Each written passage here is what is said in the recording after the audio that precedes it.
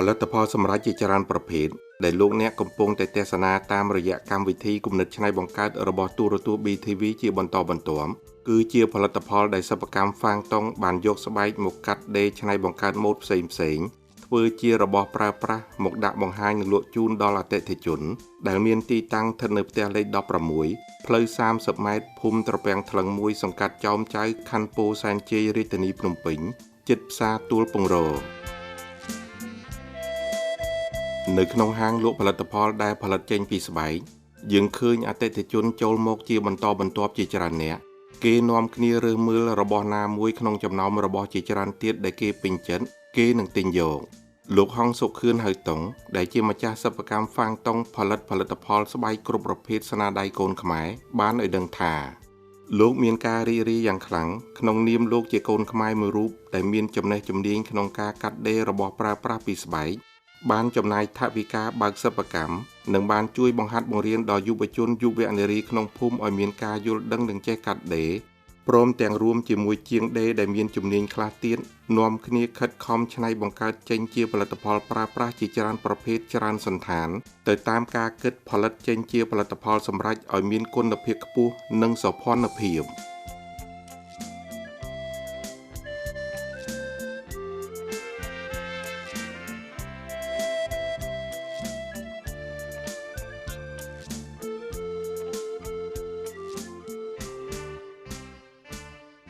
ដោយសារតែការប៉ិនប្រសប់ក៏ដូចជាមានបទពិសោធន៍លើការងារកាត់ដេរដែលច្នៃចេញពីស្បែកជាយូរឆ្នាំ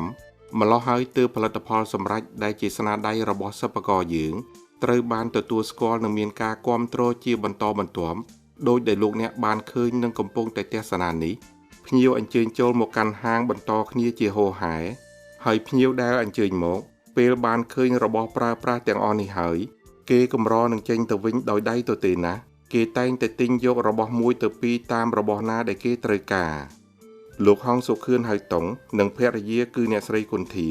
ព្រមទាំងបុគ្គលិកដែលបម្រើការងារនៅក្នុងហាងគេមានទំនាក់ទំនងល្អជាមួយភ្ញៀវគេនាំគ្នាបង្ហាញរបស់ដែលគេធ្វើបានជូនភ្ញៀវមើលពីរបស់មួយទៅរបស់មួយទៀតធ្វើឲ្យភ្ញៀវមានការពេញចិត្តចំពោះការរស់រាយរាក់ទាក់គួបផ្សំនឹងរបស់ដែលមានគុណភាពល្អថែមទៀតនោះដូច្នេះហើយទើបល្បីតគ្នាឲ្យតែចង់ប្រើប្រាស់របស់របរដែលដេរចេញពីស្បែកគេតែងតែនឹកគិតដល់សិប្បកម្មហ្វាងតុងអតិថិជនខ្លះធ្វើការបញ្ជាទិញតាមបណ្ដាញសង្គមហើយក៏មានអតិថិជនខ្លះទៀតអញ្ជើញមកកាន់ហាងលក់ផ្ទាល់តែម្ដងដោយដែលលោកអ្នកកំពុងតែទស្សនានេះ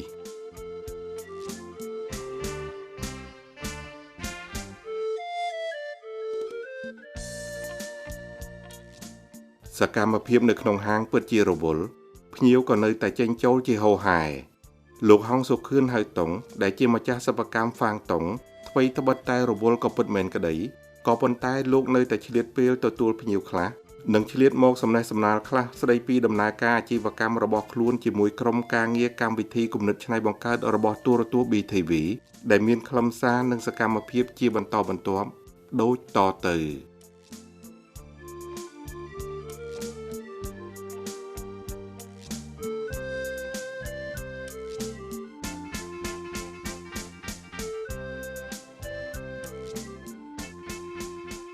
សូមជម្រាបជូនដល់លោកស្រីអ្នកនាងកញ្ញាផងដែរកម្មវិធីកំណត់ឆ្នៃបង្កើតមានផ្សាយជូនលោកអ្នកនាងទស្សនានៅរៀងរាល់ថ្ងៃសៅរ៍វេលាម៉ោង 10 ព្រឹកនិងផ្សាយជូនលោកអ្នកនាងទស្សនាឡើងវិញនៅថ្ងៃអាទិត្យវេលាម៉ោង 1:30 នាទីរសៀលសូមលោកស្រីអ្នកនាងកញ្ញាតាមដានទស្សនាជាបន្តបន្ទាប់ដូចតទៅ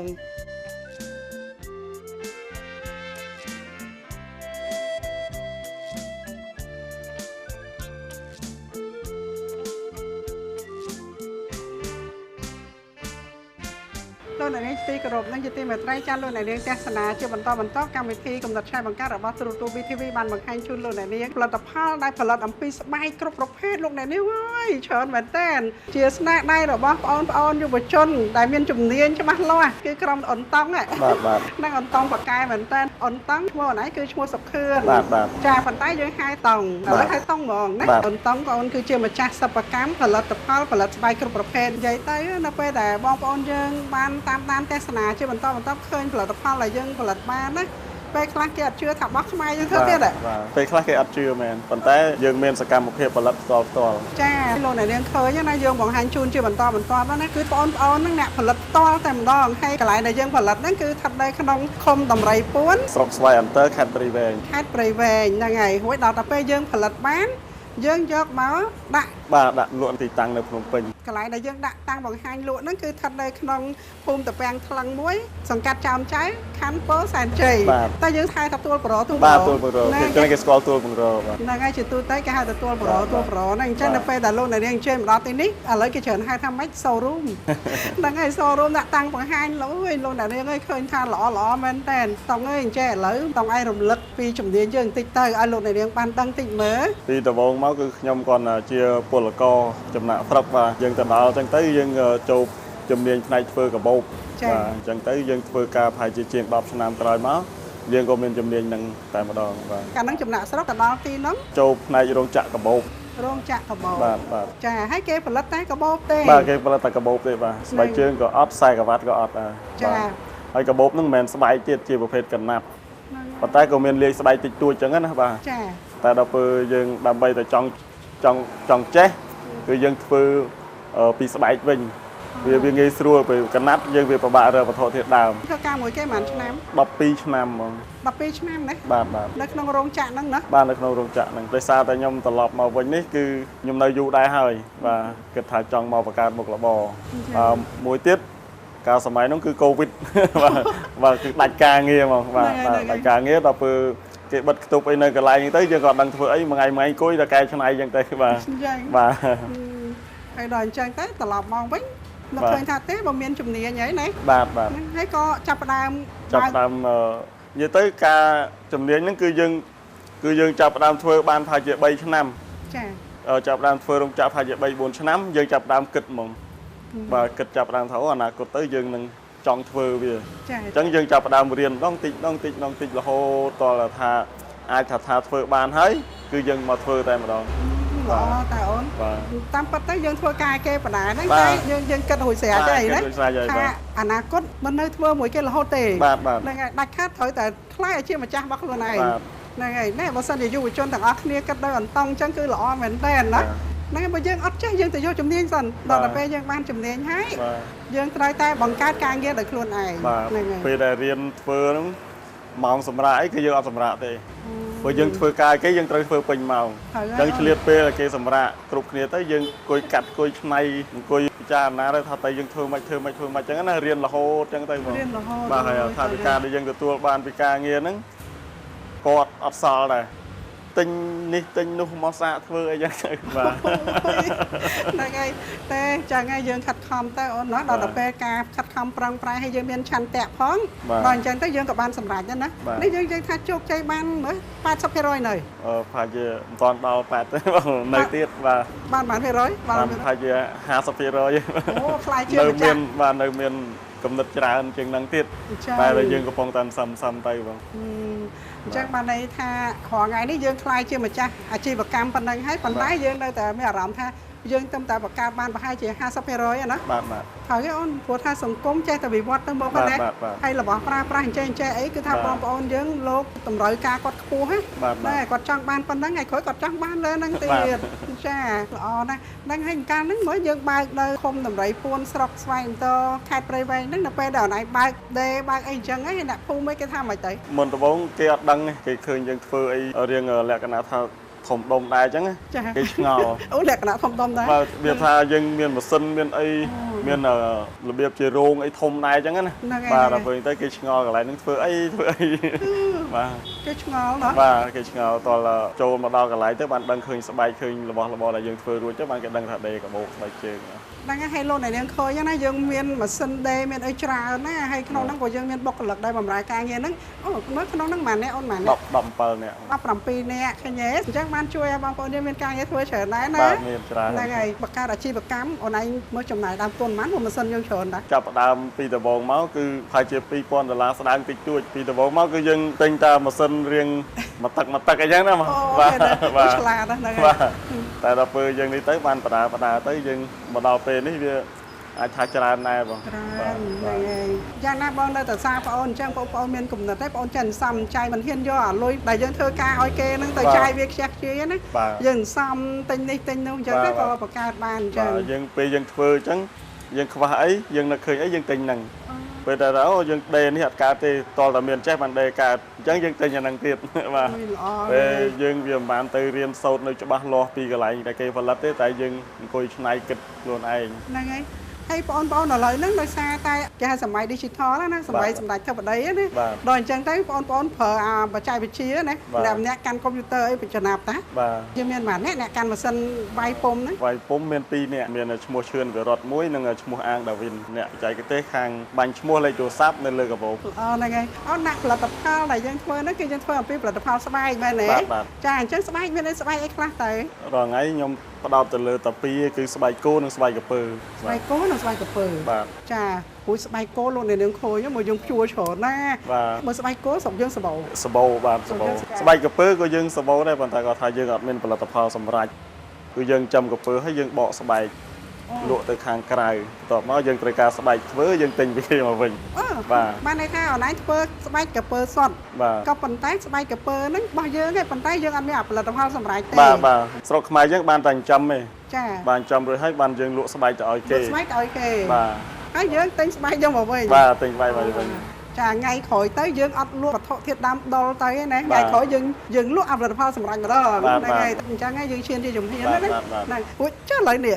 បាទនេះអានេះក្រពើមែនតែនគាត់ថាគេបាទគេវះយកគ្រឿងក្នុងវាអស់ហើយបាទគេទុកតែស្បែកអញ្ចឹងទៅគេសម្ងួតវាស្ងួតទៅគេយកមកដាក់តាំងនិយាយលេងនិយាយមែនបាទនិយាយមែនបាទមិញអីសតមែនតែនហ្នឹងបាទមែនតែនទាំងអស់នេះគឺអត់តែភ្នែកទេបាទភ្នែកគេដាក់ជាត្បូងបាទកម្មអីវិញតែបើក្រៅពីហ្នឹងមែនតែនទាំងអស់បាទចុងស្មានណាក្រពើសបាត់និមិត្តតាអត់ទេបាទនិយាយទៅក្រពើមែនតែនបាទនេះកូនក្រពើណាបាទកូនក្រពើហើយស្បែកនេះក៏មែនតែនដែរមានទាំងជើងមានទាំងក្បាលអូមកជួយគ្នាជួយទៀតកន្លែងនេះដែលយើងយកមកធ្វើជាខ្សែក្រវ៉ាត់ធ្វើជាកាបូបអីជាដើមអញ្ចឹងទៅបាទយើងយកស្បែកមកដំបងគឺបែបហ្នឹងប៉ុន្តែអានេះគេសម្លាប់ហើយបាទសម្លាប់ហើយអានេះគេហៅស្បែកសម្លាប់ហើយមិនមែនសម្លាប់សត្វក្រពើនេះខ្ញុំចង់និយាយថាស្បែកគេប្រើភាសាចេះបាទស្បែកគេធ្វើរួចហើយបាទកែច្នៃរួចហើយអញ្ចឹងបាទបើខ្ញុំធ្លាប់ទៅឃើញគឺគេយកស្បែកក្រពើហ្នឹងទៅត្រាំមួយអំបិលហើយបាទផាចូលមកទឹកទៅ10ថ្ងៃអីចឹងទៅបាទបន្ទាប់មកបានគេយកវាទៅដាក់ម៉ាស៊ីនកោសយកនេះយកកាឡា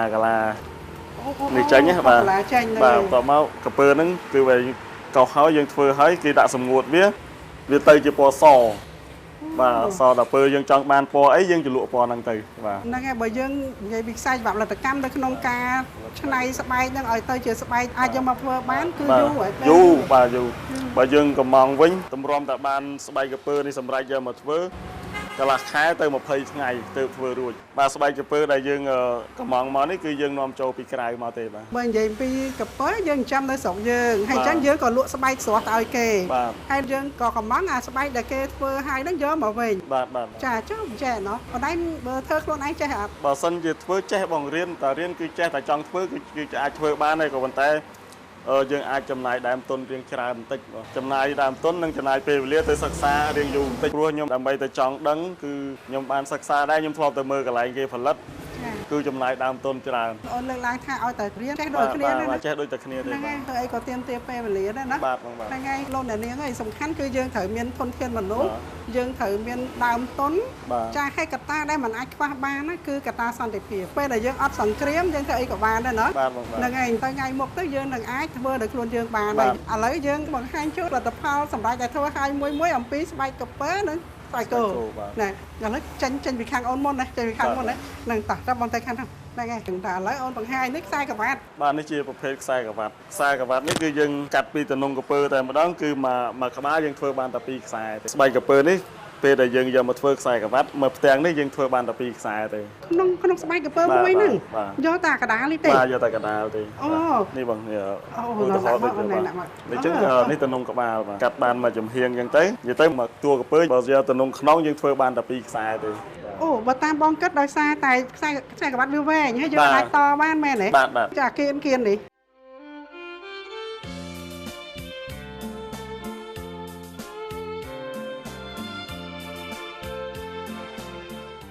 និយាយទៅមកតួក្រពើបើយកទៅនំខ្នងយើងធ្វើបានតែ2ខ្សែទេ អូបើតាមបងគិតដោយសារតែខ្សែក្រវ៉ាត់វាវែងហើយយើងអាចតបានមែនទេចាអាគៀននេះ អាគៀននេះយើងអាចយកទៅឆ្នៃដូចជាស្បែកជើងដូចជាដៃកាបូបដៃអីផ្សេងជាដើមបាន ចឹងស្បែកក្រពើមួយនេះខ្សែក្រវ៉ាត់អត្ថភាពជាងគេណា បាទ តែអាបើសិនជាក្រពើធំអាចយកបាន3 បានចង់និយាយថាបើខ្សែក្រវ៉ាត់យើងធ្វើបានតែ2ខ្សែទេបាទប៉ុន្តែបើយើងយកទៅធ្វើកាបូបឬស្បែកជើងអាចជាច្រើនមុខបាន អញ្ចឹងទោះជាក្រពើធំមិនក៏ដោយ បាទ តែខ្ញុំគិតថាអញ្ចឹងអាប្រទាលខ្នងវាធំអញ្ចឹងគេលោបានខ្សែក្រវ៉ាត់3 អត់ទេដោយសារតែក្រពើវាមានតំណងស្របមកតែ2ឯងបាទ អូទោះជាធំប៉ុណ្ណាក៏ដោយ បាទមានគាត់នៅមានតែតំណង2ដែរបាទតែបើសិនជាខាងពោះក្រពើយើងអាចធ្វើបានច្រើនខ្សែ អូ បាទ អូអញ្ចឹងខ្សែក្រវ៉ាត់យើងនេះបានន័យថាយើង មានខាងពោះនិងខាងខ្នងបាទ អញ្ចឹងមិនមែននៅខាងពោះមិន ខាងពោះនេះខាងពោះនេះ អូយល់ហើយដោយសារតែក្រពើมันខ្លួនបាត់ចេះហ៎អញ្ចឹងចេះដល់ពេលអញ្ចឹងតែវាអាពោះនេះក៏យើងយកធ្វើបានដែរ ប៉ុន្តែបើសិនជាការពុះក្រពើវិញគេបើសិនជាគេយកផ្ទៃខាងពោះគេគឺពុះខ្នងបាទពុះខ្នងទៅវាបានខាងពោះរៀងធំ អូយល់ហើយចាដល់ថ្ងៃនេះខ្សែក្រវ៉ាត់ហ្នឹងមិនមានច្រើនពណ៌ហ្មង បាទច្រើនពណ៌ទៅតាមម៉ូដដែលភ្ញៀវគាត់ស្រឡាញ់ ចឹងមិនបានចេញពណ៌អញ្ចឹងយើងធ្វើមិនបានចេញពណ៌អញ្ចឹង ស្បែកមកពណ៌អញ្ចឹងស្រាប់ដោយសារតែយើងអត់មានបច្ចេកទេសក្នុងការជ្រលក់ពណ៌អីធ្វើអីទេបាទគឺយើងទិញស្បែកក្រពើចង់បានពណ៌លឿងគឺពណ៌លឿងចង់បានពណ៌ក្រហមគឺយើងកំងក្រហមបាន អូគេដាក់ពណ៌ឲ្យស្រាំទេអូចាអានេះក៏ក្រពើទាំងអស់ហើយអត់មាន បាទស្បែកក្រពើទាំងអស់បាទ អត់មានស្បែកគោទេ កន្លែងនេះអត់មានស្បែកគោទេបើស្បែកគោនៅខាងមុខ អូតើឥឡូវយើងបន្តទៀតយើងឈានមកដល់ស្បែកជើង ស្បែកជើងនេះគឺផលិតអំពីស្បែកគោទេបាទស្បែកគោជន់ជាកាឡាក្រពើដោយសារតែចេះបងប្អូនខ្លះគាត់ចង់បានប្រភេទម៉ូដដូចស្បែកក្រពើប៉ុន្តែថវិកាគាត់រៀនស្ទើរអញ្ចឹងអញ្ចឹងទៅគាត់ចង់បានឲ្យដូចក្រពើតែម្ដងក៏អាចកំងជាស្បែកគោជន់ជាកាឡាក្រពើបានដែរបាទ ចឹងបានន័យថាស្បែកគោថោកជាងស្បែកក្រពើមែនទេ បាទ អូអានេះបើជើងប្រុសណា បាទជើងប្រុសបាទ ហើយបាតយើងយកអីក្រែប បាទក្រែប អូ ហើយដេរយើងធ្នេនេះយើងដេរដោយដៃផ្ទាល់ អូដៃខ្លួនឯងទៀត បាទដេរខ្លួនឯង អូណោះ បាទ សុំតសារទៅធ្វើការនៅស្រុកគេហ្នឹងខាងរោងចក្រដេរកាបូបសោះហ្នឹង បាទ ស្រាប់តែមកមានកំណត់អីណាហ្នឹងហើយចាតែស្បែកជើងយើងមានច្រើនពណ៌ដែរតែ បាទមានច្រើនពណ៌ អូនេះអាស្រ័យទៅដល់ស្បែកក្រពើយើងណា បាទ ចាអានេះក្បាលខ្សែក្រវ៉ាត់ បាទបាទខ្សែក្រវ៉ាត់ ក្បាលខ្សែក្រវ៉ាត់ដល់ណៃអាហ្នឹងយើងអត់អាចធ្វើខ្លួនឯងបានទេ អត់ទេបាទនេះយើងសើកំងពីគេ យើងកំងពីគេ តែយើងធ្វើខ្លួនឯងបានមានតែផលិតផលដែលជាស្បែកទេ ចាសឹកកាបូបហ្នឹងណា កាបូបដែលចេញពីខាងខ្ញុំបាទទៅគឺបងប្អូនគាត់អាចដាក់កំងដាក់ជាឈ្មោះឬក៏ជាយ័ន្តអីផ្សេងបានបាទ អានេះកាបូបប្រុសណា បាទ ចាហ្នឹងស្បែកអីគេ អានេះប្រភេទស្បែកគោបង ស្បែកគោ បាទស្បែកគោ ចាហើយអូនដាក់ផែនទី បាទផែនទីអាហ្នឹងបងប្អូនខ្លះគាត់ស្រឡាញ់បែបរបស់ខ្មែរអញ្ចឹងអត់មានអីជាសម្គាល់ពេលខ្លះក៏គាត់ដាក់យ័ន្ត អញ្ចឹង បាទពេលខ្លះគាត់ដាក់ជារូបផែនទី អូនេះរូបយ័ន្តណា បាទយ័ន្ត ចា យើងអាចដាក់យ័ន្តច្រើនមុខបាទឲ្យតែជាប្រភេទយ័ន្តខ្មែរគឺយើងអាចដាក់បានទាំងអស់បាទ អូ បងប្អូនខ្លះគាត់ជឿថាមានយ័ន្តមានអីចឹងទៅគាត់សុខសប្បាយលុយចូលអីចឹងទៅបាទ ហើយអតិថិជនយើងមិនហ្នឹងលោកអ្នកនាងហី បាទ បងប្អូននេះគេចេះកំ pl ែងទៀតណា បាទ គេមកដល់ប្រាប់បងតង់អាចធ្វើកាបូបដែលមានយ័ន្តលាក់លុយកុំឲ្យប្រពន្ធបានដល់យីចេះលេងសើចអីណាហើយអត់ធ្វើបានអត់អាហ្នឹងចា អាហ្នឹងនៅលើគាត់ដែរខ្ញុំធ្វើបានតែជាយ័ន្តទេតែ ឲ្យលាក់លុយប្រពន្ធធ្វើបានណា ធ្វើបាន ចំណាប់បងប្អូន បាទ តែយ័ន្តរបស់យើងហ្នឹងគឺកូពីប៉ិតហ្មងយ័ន្តខ្មែរច្បាស់ហ្ម បា ង ទ ណា យ័ន្តខ្មែរអក្សរខ្មែរច្បាស់ ច្បាស់ហ្នឹងហើយអូនយើងធ្វើអីយើងត្រូវគោរពលក្ខខណ្ឌរបស់ដូនតាយើងហ្នឹងកុំឲ្យ អត់មានឆ្នៃខ្លួនឯងទេបាទគឺកូពីចេញពីយ័ន្តខ្មែរពិតមកតែម្ដង ចានេះស្បែកគោណា ស្បែកគោ ហ្នឹងហើយមើលទៅបែបស្ពតខ្លាំងណានេះណា បងប្អូនយើងគាត់យកទៅប្រើពេលខ្លះ5ឆ្នាំអីក៏អត់តន់ខូចដែរ អញ្ចឹង នៅតែប្រើដល់សប្តាហ៍ទៀតបាទ មែន បាទដូចជាកាបូបខ្ញុំអីខ្ញុំប្រើ4ឆ្នាំហើយបាទ4ឆ្នាំហើយក្នុងបាទគឺមានឈ្មោះខ្ញុំដាក់នៅហ្នឹងហើយយ័ន្តនៅហ្នឹងតែម្ដងហើយយ័ន្តនេះគឺយើងដាក់បាញ់ទៅគឺជាប់នៅហ្នឹងហ្មងអត់មានអលុបអត់មាន នេះកាបូបដែរ បាទ4ឆ្នាំ 4ឆ្នាំ អនុស្សាវរីយ៍តាំងពីធ្វើដំបូង ចា៎ បាទ លោកអ្នកនាងតែអានេះស្បែកកាពើ អានេះស្បែកគោជន់ជាកន្លាក្រពើបាទ អូបាននេះថាដូចបងឯងកាន់ដែរ បាទ អើអាយ៉ាលោកអ្នកនាងឯងដូចជាតឹងផ្អឹសហ្មងនេះយ៉ាបងអាចបើកបានអត់ បើកបាន បើកបានណា បាទ លោកអ្នកនាងចាំមើលទាំងអស់គ្នាវ៉ាវអូណែបានហៅថា គេជាពលរដ្ឋល្អណែមានទាំងអស់ណែឃើញទេចាមានអត្តសញ្ញាណប័ណ្ណមានប័ណ្ណបើកបរមានស្អីគ្រប់បែបយ៉ាងណាហ្នឹងហើយហើយនេះដាក់ឈ្មោះហ៎បាទនេះគឺឈ្មោះខ្ញុំដាក់នៅហ្នឹងឈ្មោះឯងនេះហ្វាំងតុងផលិតផលស្បែកស្នាដៃកូនខ្មែរចាហ្នឹងហើយអូនដាក់ឈ្មោះមកហើយខាងនេះអានេះដាក់ជាយ័ន្តសារិកាអូយ័ន្តសារិកាមានន័យមិនយ័ន្តសារិកាហ្នឹងខ្ញុំសូវដឹងច្បាស់ដែរមិនសូវមានប៉ុន្តែបើតាមខ្ញុំដឹងតិចតួចទៅគឺយ័ន្តសារិកាគឺយ័ន្តតាក់ទាញយ័ន្តស្នេហ៍បាទអូមិនឲ្យលុយចូលពេញកបោបាទអូបែរតែមានបងប្អូនខ្លះគាត់កំងដាក់យ័ន្តសារិកាគាត់ដាក់ថាកាបូបស្រូបលុយគាត់ចង់បានអីក៏អូនវាយឲ្យបានដែរបាទអូហេតុតែដាក់វាយអីថែមអញ្ចឹងគិតលុយថែមអត់គិតទេបាទគឺដាក់ free ជូនបាទអូអញ្ចឹងកាបូបកំងមិនក៏បានដែរយកអីក៏បានដែរបានន័យថាកាបូបតម្លៃយើងគឺប៉ុណ្ណឹងឯងប៉ុន្តែនៅពេលដែលកំងវាយអីថែមអញ្ចឹងគឺអត់យកលុយទេបាទយកលុយអូល្អតាអូយលោកអ្នកនាងសុទ្ធតែលុយអូយើងគោរពសិទ្ធិបុគ្គលលោកអ្នកនាងចាតែអត់មានលាក់លុយប្រពន្ធបានទេបើឃើញច្បាស់ចាស់យ៉ាងនេះបានទេបាទអូយលោកអ្នកនាងឲ្យបងប្អូនបាត់សាបមកទិញកាបូបលាក់លុយ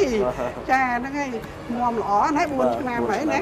ហ្នឹងហើយណាឥឡូវយើងបន្តទៀតអូនបន្តទៀតនេះសើស្បែកជើងអូនបាទស្បែកជើងប៊ូក៏យើងអាចផលិតបានដែរម៉ូតទៅតាមការកម្មង់របស់ភ្ញៀវគាត់ឆ្លាញ់បែបម៉េចបើសិនជាគាត់មានរូបភាពយើងអាចធ្វើបានតោះហើយមិនដឹងជាជាប់យ៉ាងម៉េចទេជាប់ហើយគ្រប់ផលិតផលទាំងអស់បើសិនជាយកទៅប្រើមិនបានមួយឆ្នាំគឺខ្ញុំបដូរថ្មីជូនតែម្ដងអូនៅពេលដែលលោកអ្នកយកទៅប្រើមានបញ្ហាអីមួយឆ្នាំនេះបាទបើសិនជា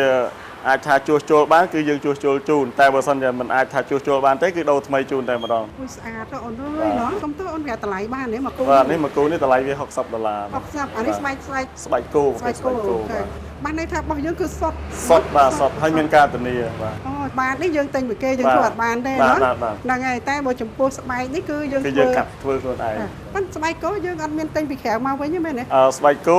នៅខ្មែរយើងក៏អត់មានការផលិតដែរយើងយកពីក្រៅមកដែរនិយាយតែស្បែកជើងទោះជាតូចក្តីធំក្តីក៏ដោយគឺថាតម្លៃ60ហ្នឹងណាបាទចុះអូនអត់ចុះថ្លៃខ្លះទេពេលដែលរឿងចុះថ្លៃគឺមានបងពេលណាដែលយើងមានកម្មវិធីបុណ្យទានធំពាក់ព័ន្ធនឹងបុណ្យជាតិឬក៏បុណ្យចូលឆ្នាំប្រពៃណីខ្មែរអីគឺយើងមានកម្មវិធីចុះថ្លៃដែរបាទឲ្យពាក់ព័ន្ធនឹងខ្មែរយើងគឺយើងចុះថ្លៃជូនណាអូយល្អខ្លាំងមានច្រើនម៉ូតតើអូនមានច្រើនម៉ូតនេះបាទអូយល្អដល់ហើយនេះអូអានេះតាមពិតមិនខ្សែណាអានេះស្បែកបាទស្បែកយើងបត់បញ្ចូលអានេះគេហៅខ្សែបឆោតបាទនេះខ្សែចងមែនតើតែតម្លៃដូចគ្នាបាទតម្លៃដូចគ្នាទាំងអស់ឲ្យតែប្រភេទស្បែកគោគឺតម្លៃប៉ុណ្ណឹងទាំងអស់អូអានេះបងប្អូនយើងដឹងណាតែឡើយអានេះដាក់នេះសិនចាំបងជួយកាន់អាមិញមកហ្នឹងហើយចាអូណែអានេះឃើញម៉ូតគេពេញនិយមច្រើនដែរតានេះគេពេញនិយមអានេះភាគច្រើនអាយុ30ចុះបាទអូអានេះយុវវ័យបាទយុវវ័យហ្នឹងហើយអីពាក់មកណោះជាមួយកបោជាមួយអីចឹងទៅបាទអស់តោះហ្មងនេះអានេះស្រួលសោកយកបាទអានោះក៏60ដែរអានោះក៏60ដែរបាទនិយាយទៅឲ្យតែបែកជើង60បាទមិនថាធំថាតូចទៅតាមទំហំជើងរបស់គាត់លេខប្រមាណក៏យើងកាត់តម្លៃប៉ុណ្ណឹងដែរអញ្ចឹងអូមិនមែនថាលេខតូចតម្លៃទាបអត់ទេបាទអត់ទេបាទ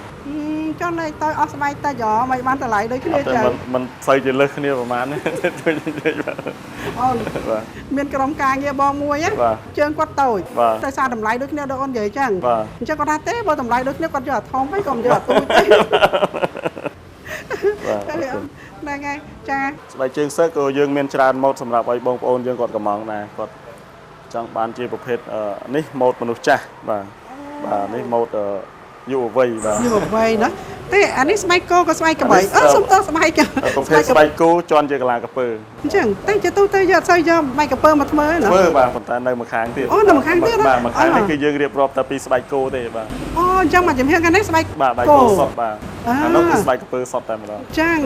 អូណាអញ្ចឹងបងប្អូនយើងឆ្លាញ់ស្បែកអីយកហ្នឹងទៅណាបាទទៅតាមតម្លៃហ្នឹងហើយល្អតែអូនហ្នឹងហើយស្អាតចាលោកអ្នកនាងហើយបើនិយាយពីស្បែកជើងយើងមានច្រើនប្រភេទតែមានតាំងពីស្បែកជើងចាពីមមានតាំងពីស្បែកជើងសកហ្នឹងហើយឬក៏បងប្អូនគាត់ចង់កំងកាត់ទៅតាមម៉ូតដែលបងប្អូនយើងគាត់ពេញគាត់ស្រឡាញ់ក៏បានដែរចាហ្នឹងហើយចាអូឥឡូវយើងនិយាយពីកាបូបម្ដងមានកបោបតូចកបោបធំច្រើនណានេះបើនិយាយពីកាបូបវិញច្រើនម៉ូតបាទនេះលើធំណាបាទនេះជាប្រភេទស្បែកគោជន់ជាកលាកពើដែរហើយការផលិតរបស់ខ្ញុំគឺសំបីតែខ្សែក៏ខ្ញុំធ្វើពីស្បែកដែរបាទនិយាយទៅស្បែកសុទ្ធហ្មងណាស្បែកសុទ្ធតែម្ដងអូយល្អនេះហ្នឹងអូនេះដូចបងឯងស្ពេដែរណាគាត់រៀងតូចជាងបន្តិចចាចា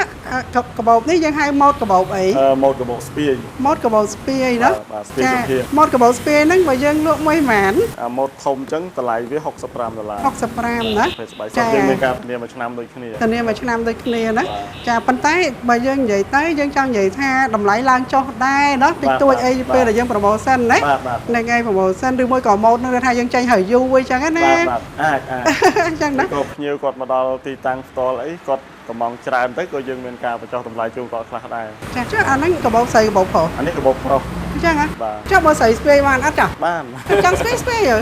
បាទ ណា បាទ ចង់ស្ពាយស្ពាយហ៎ ពេកបាន ហ្នឹងហើយហើយស្ពាយកបោបអនឡាញអញ្ចឹងទៅពាក់ស្បែកជើងអនឡាញទេនេះ បាទ នេះលោកអ្នកនេះបែកជើងអូននេះបែកជើងអន្តំតា បាទ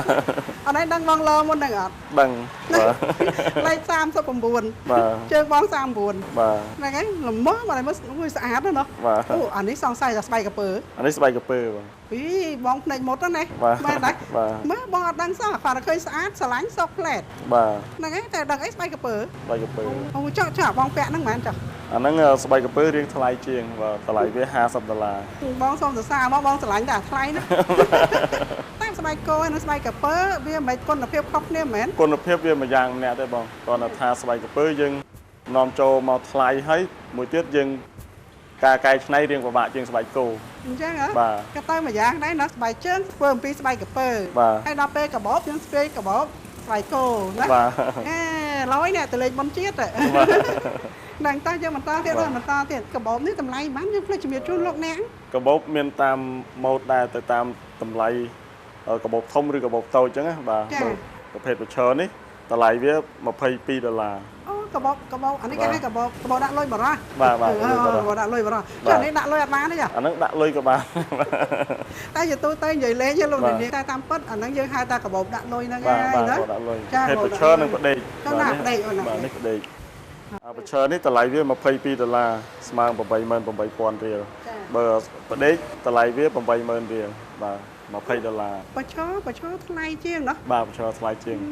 ខុសត្រូវគ្នាតិចតួច ចាបាទនេះស្អាតណាស់ហើយ បាទ នេះស្អាតមែនណា បាទ ស្វិតល្អហ្មងនេះណា មានជាប្រភេទស្បែកគោអាឡូងនិងស្បែកគោជន់ជាកលាកពើ ស្បែកអាឡូងហើយស្បែកជន់ជាកលាកពើហ្នឹងអាហ្នឹងមិនណា ជន់ជាកលាកពើដោយសារតែបងប្អូនខ្លះគាត់ចង់បានម៉ូតដូចស្បែកកពើ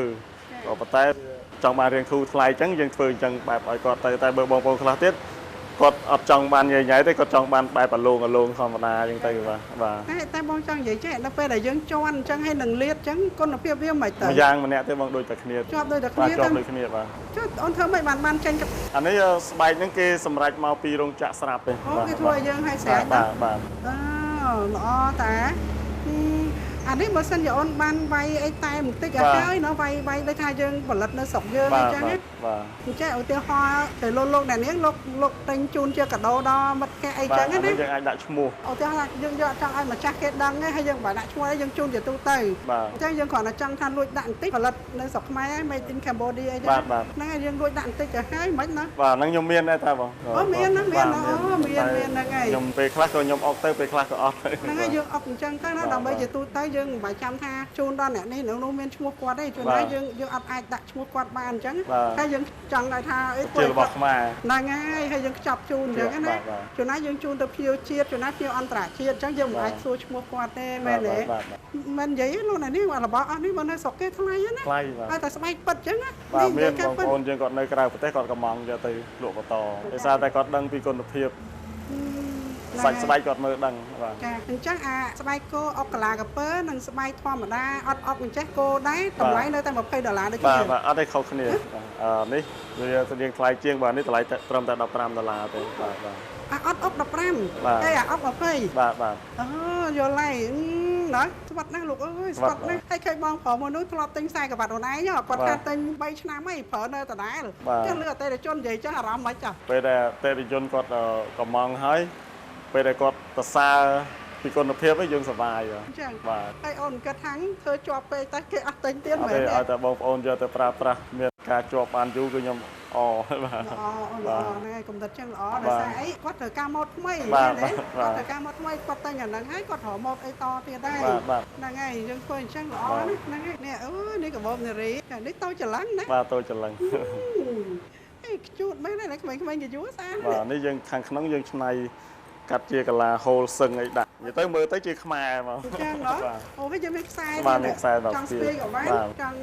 យើងយួរក៏បាន បាទបាទ ចាចុះកាបូបហ្នឹងមួយម៉ានអូន អានេះតម្លៃវា$49 49ណានេះស្បែកគោណា បាទស្បែកគោ ហ្នឹងហើយស្អាតអូនស្អាតចាហ្នឹងហើយដាក់វិញចាអូនយើងមានគ្រប់ពណ៌លោកអ្នកមើលតាមហ្នឹងណាមើលតាមហ្នឹងអញ្ចឹងបន្ទាប់ពីលោកអ្នកនាងបានទស្សនានៅផ្នែកខាងស្បែកគោ បាទ រួចហើយ បាទ យើងងាកទៅខាងឆ្វេងដៃ គឺស្បែកក្រពើ ស្បែកក្រពើវិញម្ដងចាតោះចឹងយើងទៅខាងស្បែកក្រពើចាសូមជើញលោកអ្នកនាងទស្សនាបន្តនេះស្បែកក្រពើ ដល់វគ្គស្បែកក្រពើហើយបាទ ដល់វគ្គស្បែកក្រពើដល់នេះជន់ពណ៌រួចស្រេច បាទនេះជាន់ពណ៌រួចស្រាប់ពណ៌បៃតងពណ៌ស្វាយ ពណ៌ស្វាយតែក្រពើស្បែកយើងមែនតើប្រផេះតា ស្បែកក្រពើមិនអញ្ចឹងទេតែយើងចលក់ពណ៌វា ចង់និយាយថាស្បែកធម្មជាតិស្បែកអត់ជ្រលក់ពណ៌រៀងប្រផេះរៀងបៃតងចាស់អីទាំងដែរណា បាទហ្នឹងវាមានសកាវាដូចទៅពោះដូចតែអីចឹងយើងកោសវាចេញបាទសល់តែស្បែកអាឡងសតទេ ក្រពើនេះនឹងតម្ងន់ប៉ុន្មាននេះប៉ុណ្ណឹងណា អានេះទម្ងន់វាប្រហែលជា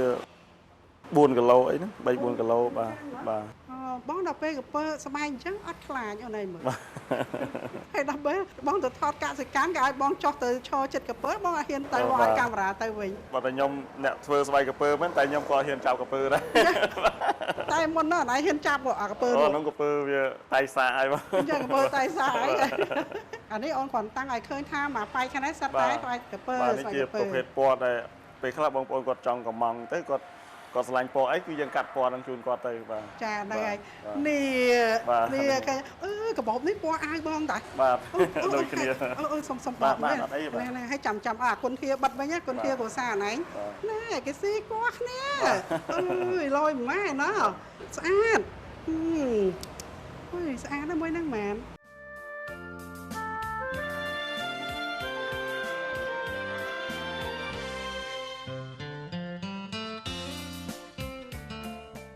ស្អាតអើយស្អាតណាស់មួយហ្នឹងម៉ែន អានេះតម្លៃវា$280 អូយមើលតម្លៃបើយើងគិតទៅជាង1លានណា បាទ ជាង1លានរៀល បាទ ហ្នឹងហើយថាអញ្ចឹងរឿងថ្លៃក៏ប៉ុន្តែបើយើងនិយាយពីអា brand របស់បរទេស បាទទេ អូយអូនអើ បាទ យ បើសិនជា រាប់ brand ពាន់មក បាទរាប់ពាន់បាទបើសិនជាកាបូបនេះវិញអ្នកដែលធ្លាប់ប្រើ brand ថ្លៃគេទិញ$3000 ប៉ុន្តែដល់ពេលគាត់មកចាប់កាបូបយើងគាត់ថាអញដូចគ្នា បាទវាខុសតែ brand នឹងឈ្មោះរបស់គេទេតែគុណភាពនិងការប្រើប្រាស់ភាពប្រណិតគឺដូចគ្នាទាំងអស់ ដូចគ្នាហើយនេះយើងដេរដោយដៃ បាទ ណា ដោយដៃបាទ ដោយដៃហើយរបស់ដោយដៃយើងគេឲ្យតម្លៃ បាទឲ្យតម្លៃ ហ្នឹងហើយ បើនៅបរទេសរបស់ដែលធ្វើដោយដៃអញ្ចឹងគឺគេឲ្យតម្លៃបាទគឺថ្លៃហើយណាមួយយើងធ្វើចំណាយពេលយូរបាទគឺកាបូបនេះមួយយើងធ្វើអាចជា4-5ថ្ងៃបានរួច ចាហើយបើនិយាយពីគុណភាពអស់តហើយនេះ អស់តហើយបាទ ហ្នឹងហើយហើយកពើសុតណាកពើសុតហ្មងសុតហ្មង 100% លោកអ្នកនាងឯងរបស់បរទេសយើងហ៊ានទិញឲ្យតម្លៃថ្លៃ បាទ ចុះយើងខ្មែរយើងធ្វើបាន បាទ ហើយល្អដូចគេ បាទ ហើយស្បែកកពើសុតទៀត បាទ រឿងអីយើងមិនហ៊ាន ហើយយើងមានការធានាទៀតបាទតែថាបងប្អូនយកទៅប្រើប្រាស់ហើយគឺដោយទំនុកចិត្តប្រើខូចមានបញ្ហាអីគឺខ្ញុំធ្វើការជួសជុលជូនបើជួសជុលបានគឺដូរថ្មីតែម្ដង ចាចាហើយអាហ្នឹងអត់ដូចស្បែកជើងណាឯងតូចធំខុសគ្នាណោះ អាហ្នឹងខុសគ្នាបាទ មិនខុសគ្នាមិន ខុសគ្នាទៅតាមទំហំផងទៅតាមម៉ូដផងព្រោះមានម៉ូដខ្លះកាបូបរៀងស្មុកស្មាញបន្តិចបាទ អូ បាទ បើស្បែកជើងយើងដឹងតែរៀងតែស្បែកជើងអញ្ចឹងទៅចាអានេះមួយប៉ុន្មានចា អានេះតម្លៃវា450 $450 ណា អត់ដល់2លានបាទ មែនទេឥឡូវស្អីនិយាយក្នុងខ្សែនេះមានន័យថារាយ10 100 ពាន់ម៉ឺនសែនលានកោតយើងខាងតិចទៅណោះដូនតាយើងលោកខំបង្កើតមកយើងអត់ហៅហ្នឹងអូអានេះក៏ហមនេះអានេះក៏ហមឆាន់ពណ៌ទៀតនេះចាពណ៌ក្រហម ពណ៌ខ្មៅ ពណ៌ក្រហមពណ៌ខ្មៅអានឹងមួយប៉ុន្មានចា 1លាន120,000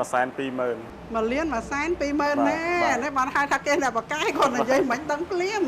ល្អតែអ៊ុយតែស្អាតណាស់ណោះ បាទនេះមិនអោយចាញ់បរទេសទេបាទ អត់ចាញ់បរទេសទេ ព្រោះខ្ញុំធ្លាប់ទៅធ្វើនៅរោងចក្រកន្លែងគេគឺខ្ញុំធ្វើសុទ្ធតែកាបូបមានតម្លៃដែរភាពប្រណិតរបស់វាខ្ញុំអាចមើលដឹងថាយ៉ាងម៉េចល្អយ៉ាងម៉េចមិនល្អ អូត្រូវហើយអូននៅកន្លែងគេផលិតកាបូបស្រាប់ កាបូបពេលការខ្ញុំទៅធ្វើហ្នឹងកាបូបមួយសុទ្ធតែ$4-5,000បាទបាទប្រេតរបស់គេបាទ អូអញ្ចឹងយើងខំប្រឹងផ្សព្វផ្សាយមែនតើណាយើងចូលរួមផ្សព្វផ្សាយទាំងអស់គ្នាដូចជាថ្ងៃហ្នឹងទូរទស្សន៍ BTV កម្មវិធីកំណត់ឆែបង្កើតចូលរួមផ្សព្វផ្សាយផលិតផលរបស់ខ្មែរដែលកូនខ្មែរធ្វើបានណាយុវជនកម្ពុជាបកែអូនតង់បកែហ្នឹងហើយអូនតង់គេឈ្មោះសុខឿនហៅតង់ហ្នឹងហើយ ចាស្អាតណាអូនហ្នឹងហើយតោះឥឡូវយើងទៅខាងមុខទៀតអូនទៅខាងមុខទៀត បាទនេះជាប្រភេទស្បែកក្រពើប្រភេទកាបូបកាន់ដៃបាទនេះបរោះក៏បាននារីក៏បានប្រើ អញ្ចឹងកាន់បានទាំងអស់គ្នាเนาะ បាទកាន់ ហើយនេះកាបូប បាទនេះយើងស្ពាយក៏បានយើងសឹកដាក់ចង្កេះក៏បាន អូ បាទនេះមានខ្សែស្ពាយ អញ្ចឹងហ៎ បាទ តែអាហ្នឹងសស្បែកកពើណា អានេះខាងនេះសស្បែកក្រពើទាំងអស់បាទ ប៉ុន្តែតោះបងឆ្ងល់ចេះចានេះមិនបងកាន់នេះរឿងតុនហើយនេះរឿងរឹង អត់តុនចេះយើងអត់ដាក់តំណប់ក្នុងបាទតំណប់ដូចជា យើងតំណប់កណាត់ បាទកណាត់កដាស់អីចឹងទៅបាទ អញ្ចឹង បាទ អូចាអត់ធ្លាប់ហើយណាធ្លាប់មិន អានេះយើងបើយើងអត់ទ្របដោយសារតែយើងពេលយើងដាក់ទូរស័ព្ទទៅវាតុនបាទបើសិនជាកាបូបចេះវិញយើងត្រូវតែទ្របបើអត់ទ្របទេពេលយើងរូតទៅវានឹងបត់ទៅតាមនេះចឹងទៅបាទ អូយល់ហើយណាគេលោកបងប្អូនយើងមកដល់ថាហេស្បែកកពើមិនឲ្យមួយតុនមួយអត់តុន បាទ ហ្នឹងហើយអញ្ចឹងទៅតាមប្រភេទកបោបណាបើហាអញ្ចឹងបានបងប្អូនយើងលោកដែរ បាទនេះជាប្រភេទកាបូបស្ពាយបាទ ថាទៅអូនអើយ នេះពេលដែលគាត់ធ្វើដំណើរទៅណាទៅណីអីគាត់មានមកកាបូបហ្នឹងគឺ គ្រប់ហ្មង បាទគ្រប់ហ្មងដាក់ទូរស័ព្ទក៏បាន power bank ឬក៏ passport ឬក៏កាបូបតូចៗអីក៏អាចដាក់ចូលក្នុងហ្នឹងបានដែរបាទ កុំភ្លេច power bank ស្អី បាទ passport តែភ្លេចអត្តសញ្ញាណប័ណ្ណ បាទ ជនជាតិខ្មែរ បាទ ហ្នឹងហើយអត្តសញ្ញាណប័ណ្ណចាអូអានេះតំណងមកគេនេះនេះចង់បានវែងខ្លីទៅតាមហ្នឹងហ៎ បាទបាទ ហ្នឹងហើយវែងខ្លីទៅតាមហ្នឹងហ៎ កាបូបវែងអានេះអាចដាក់ទូរស័ព្ទបានមួយគ្រឿង ដាក់ទូរស័ព្ទបាន បាទ អូមើលសាក់មើល អានេះយើងមានទាំងទូរស័ព្ទមានទាំងលុយមានទាំងអត្តសញ្ញាណប័ណ្ណឬបានបើកបរអីយើងកាន់មកកាបូបនេះគឺរួចរាល់តែម្ដងបាទ គ្រប់ហ្មងណា បាទ ហ្នឹងហើយអូស្អាតណាស់ បាទ បងកាន់តំណងបងកាន់តំណង តំណង ហ្នឹងហើយតំណងមកចាប់ បាទ ហ្នឹងហើយកបោបហ្នឹងមួយហ្មង 220000 220,000 បាទ220,000 អូយអូនបើនិយាយពីតម្លៃនេះហ៎លោកណានាងខ្ញុំគាំទ្រហ្មងស្បែកកពើសុត បាទស្បែកក្រពើសុត ហ្នឹងហើយអញ្ចឹងឥឡូវបងទិញអានឹងមួយ បាទ ណាបងទិញនឹងមួយ បាទ និយាយគ្នាហើយណា220,000រៀល បាទ តម្លៃប៉ុណ្ណឹងអត់ឡើងអត់ចុះទេណា អត់ឡើងអត់ចុះទេ ឥឡូវបងទិញនឹងមួយណា តែយ៉ាងហ្នឹងតដកទូរស័ព្ទចេញសិន អូឆ្លាតអូអត់ទេយកទៅនោះឆ្លាតម៉េចលោកអ្នកនាងឲ្យតាមប៉ាត់ដោយសារនេះខ្ញុំដឹងទូរស័ព្ទនៅក្នុងនឹងមួយទៀតហ៎អូលេងសើចបែកបានប៉ុន្តែឡងមែនតើអូនអើយស្អាតដល់ហើយណាតែមួយនឹងខ្ជូតម៉េចទេមើលហេចាប់អារម្មណ៍ហ្នឹងអញ្ចឹងបានន័យថាទាំងស្ត្រីទាំងបរិសប្រើបានដូចគ្នា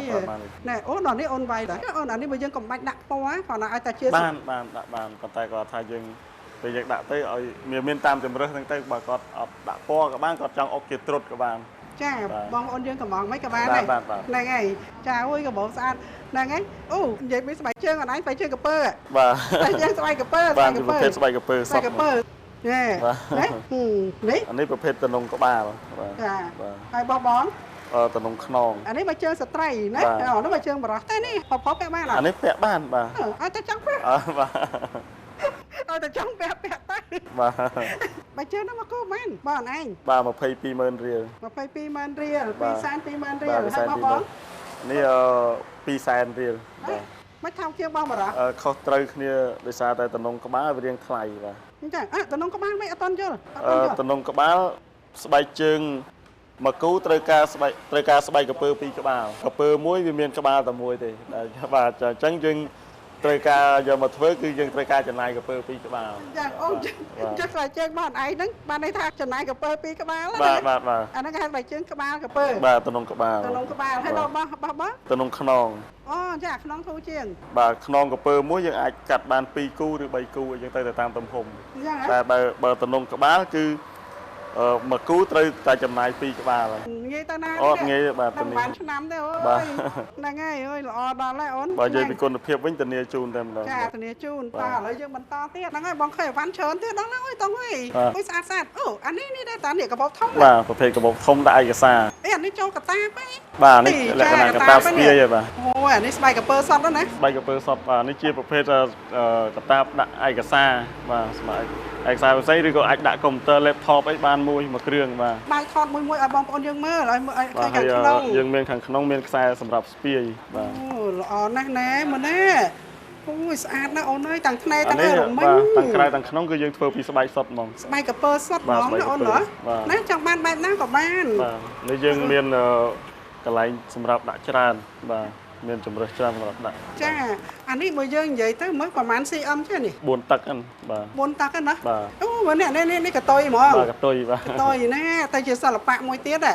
ចា និយាយទៅមកតួកពើគឺយើងយកមកធ្វើទាំងអស់បាទ មកតួខ្លួនកពើ បាទមកតួខ្លួនកពើ ហ្នឹងហើយចុះអានេះយើងហៅថាកាបូបឬកតាបដាក់កុំព្យូទ័រក៏បានដាក់ឯកសារផ្សេងក៏បាន បាទ ចាអាហ្នឹងមួយប្រហែល អាហ្នឹងតម្លៃវា2លានរៀល 2លានរៀលណា2លានរៀលលោកអ្នកនាងអើយនេះខ្ញុំសូមជួយជូនលោកអ្នកនាងចាជួយគាំទ្រទៅពួកស្បែកកពើសុទ្ធទៅហើយ បាទ ហ្នឹង ពើសុទ្ធហើយយើងចំណាយពេលធ្វើក៏យូរដែរកាបូបមួយចំណាយពេលធ្វើមួយទឹកទៅ10ថ្ងៃតម្រាំតបានបាទគឺបាទយើងធ្វើដោយដៃហើយការធ្វើគឺយើងចិត្តផ្ចង់ខ្លាំងណាយើងមើលតាំងពីធ្នេតាំងពីស្បែកកពើហ្នឹងវាមានស្នាមវាមានការខូចខាតអីកន្លែងណាដូចជាតបៅអញ្ចឹងណាបាទ ចាហ្នឹងហើយត្រូវហើយអានេះកពើមួយក្បាលទេ បាទមួយក្បាលបាទ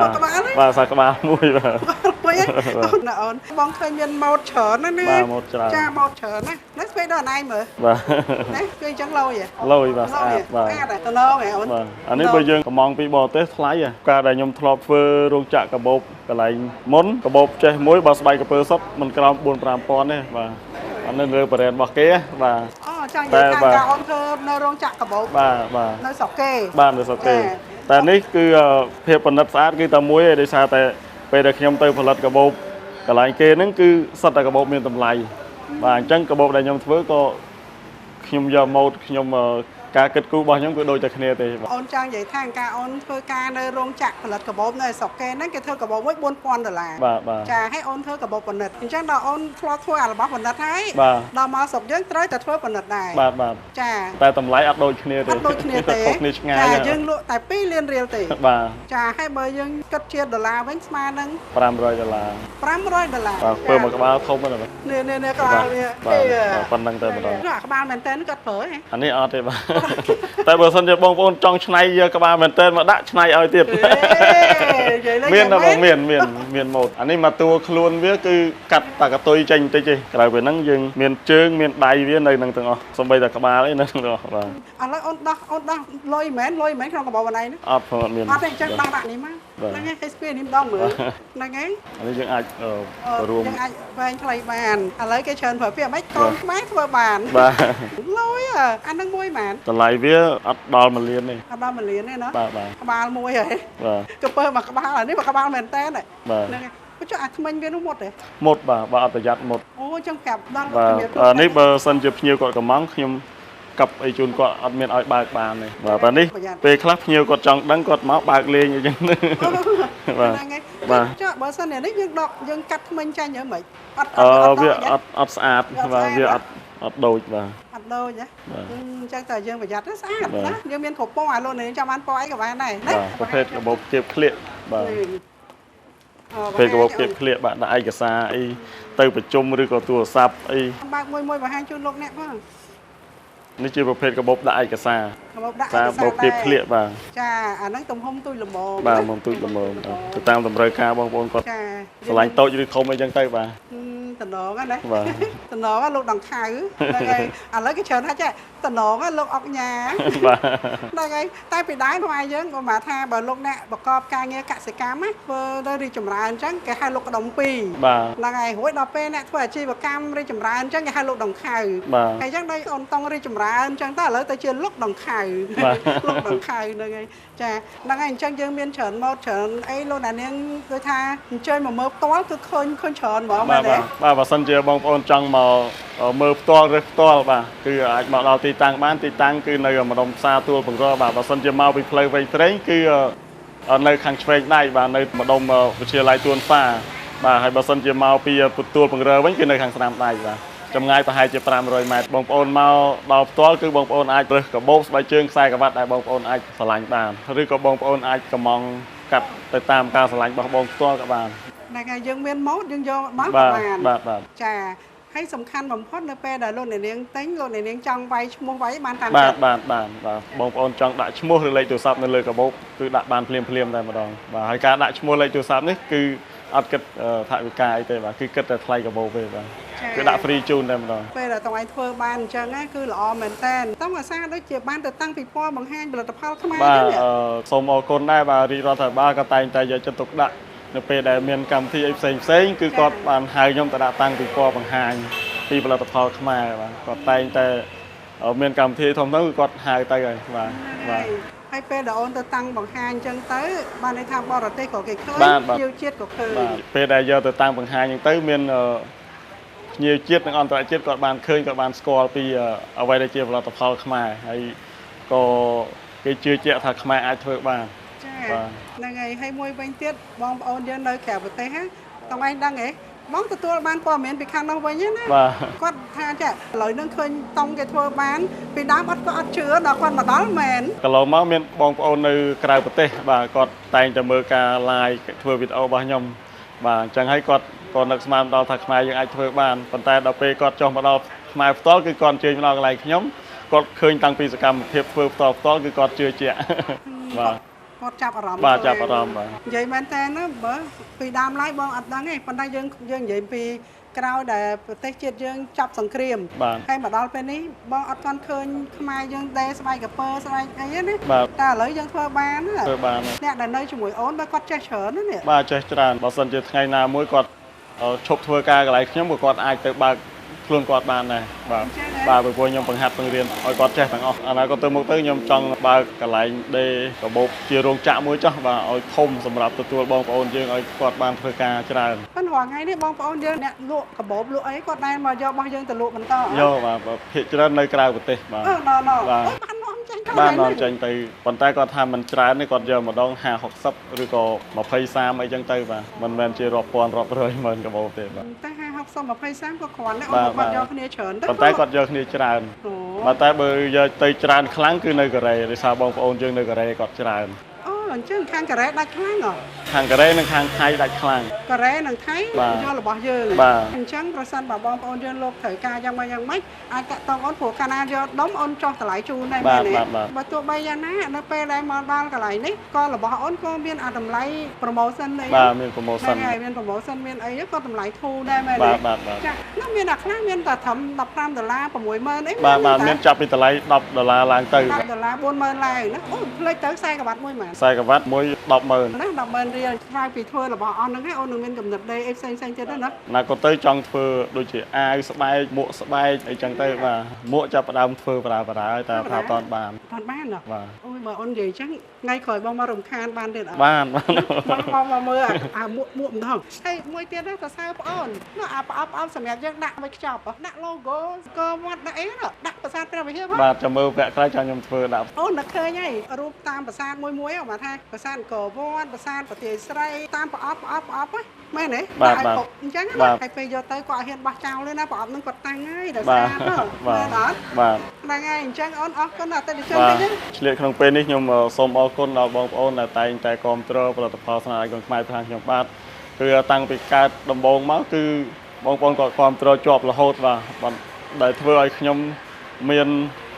ទីតាំងនិងឲ្យបងប្អូនខ្ញុំមានការងារធ្វើដល់សប្តាហ៍ថ្ងៃបាទហើយសង្ឃឹមថាលោកអ្នកនាងនៅតែគាំទ្របាទហើយសង្ឃឹមថាបងប្អូននឹងបន្តគាំទ្រទៅមុខទៀតហើយខ្ញុំក៏កាន់តែខិតខំទៅមុខទៀតដើម្បីបង្ហាញម៉ូដថ្មីនិងធ្វើអ្វីដែលថ្មីសម្រាប់តម្រូវការតាមចិត្តរបស់បងប្អូននិយាយទៅគ្រប់ផលិតផលដែលចេញពីខាងខ្ញុំបាទទៅ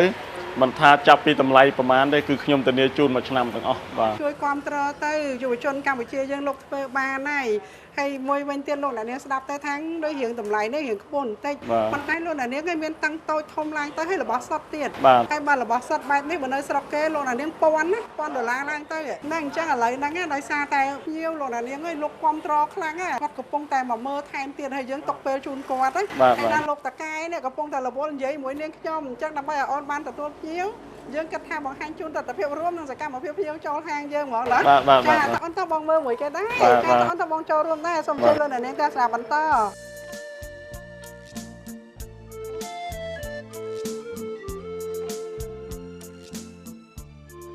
បើយើងនិយាយពីផលិតផលដែលយកវត្ថុធាតុដើមពីស្បែកគោនិងស្បែកក្រពើគេតែងតែទទួលស្គាល់ថាជារបស់ដែលមានគុណភាពនិងមានតម្លៃថ្លៃ